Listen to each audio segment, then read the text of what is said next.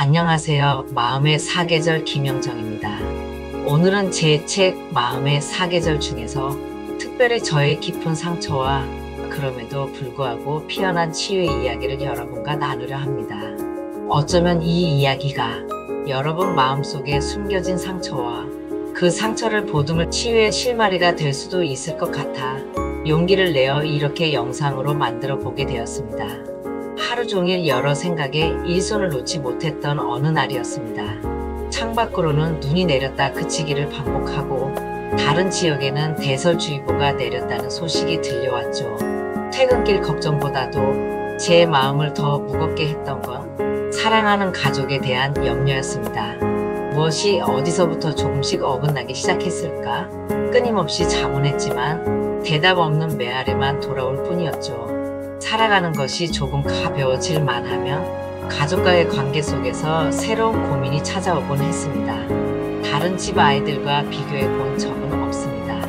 다만 제가 엄마로서 혹시 부족했던 건 아닐까 하는 마음에 속이 타들어갈 뿐이었습니다. 창밖에 눈을 보다가 문득 어린 시절의 한 장면이 떠올랐습니다. 국민학교 3학년 양쪽 머리를 똘똘하게 묶고 학교에서 돌아오던 길이었습니다. 그날따라 불길한 예감이 들었습니다. 쉬는 날이었던 아빠는 이른 시간부터 술에 취해 계셨죠. 엄마는 그런 아빠의 모습을 제게 보이기 싫으셨는지 나가서 친구들과 놀다 오라며 100원을 쥐어주셨습니다. 하지만 저는 내가 없는 사이 아빠가 오빠들을 때리실까봐 나가기 싫다고 했습니다. 결국 엄마의 등 떠밀림에 마지못해 나섰지만 마음은 너무나 무거웠습니다. 우리 집만 왜 이럴까? 아빠는 우리를 지켜주는 보호자여야 하는데 오빠들에게는 가장 무섭고 두려운 존재였습니다.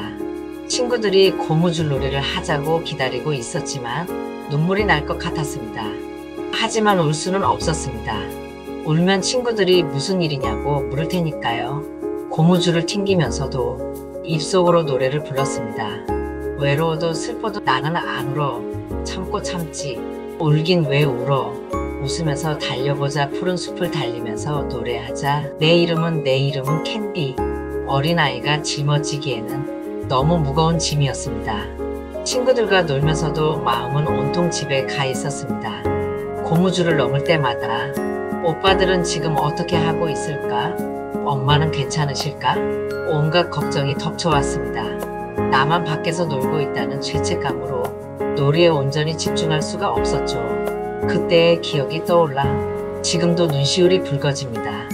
어려서부터 제 삶은 무겁고 힘들었던 것일까요? 오랜 시간 저는 캔디처럼 강해야만 한다고 믿어왔습니다. 외로워도 슬퍼도 울지 않고 혼자서 모든 것을 감당해야 한다고 생각했죠.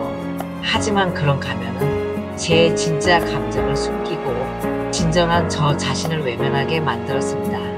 어린 날의 상처가 채 아물기도 전에 어른이 되어야만 했던 저의 삶이 지금 저의 가족 관계에까지 영향을 미치고 있었던 겁니다.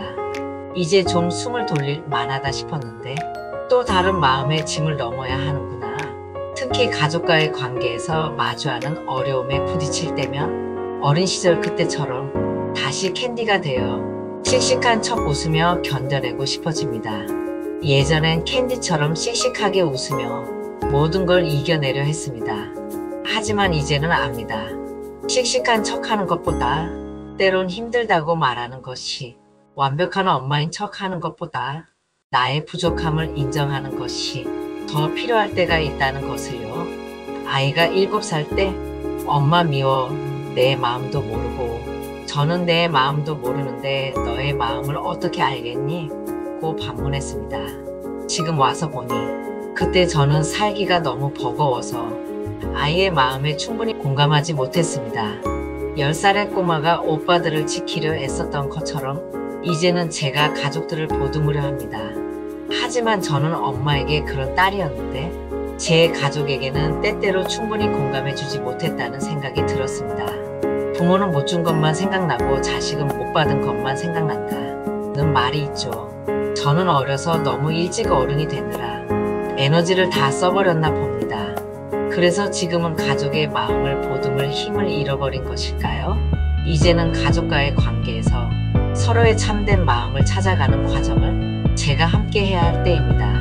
문제의 실마리를 찾은 듯 저는 작은 가슴을 토닥입니다. 아가야, 그때 너의 마음을 이해하지 못해서 미안하구나. 이제라도 이 부족한 엄마를 용서해 줄래? 그 용서는 가족의 몫일 겁니다.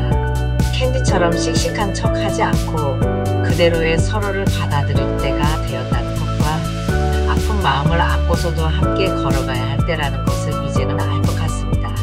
부록을 넘긴 지금의 저에게, 그리고 혹시 이 글을 읽고 계신 여러분에게 들려주고 싶은 말이 있습니다. 외롭고 슬프면 울어도 돼요. 참고 참지 말고 힘들면 울어보세요. 웃으면서 달리려 하지 말고 힘들면 쉬어가세요.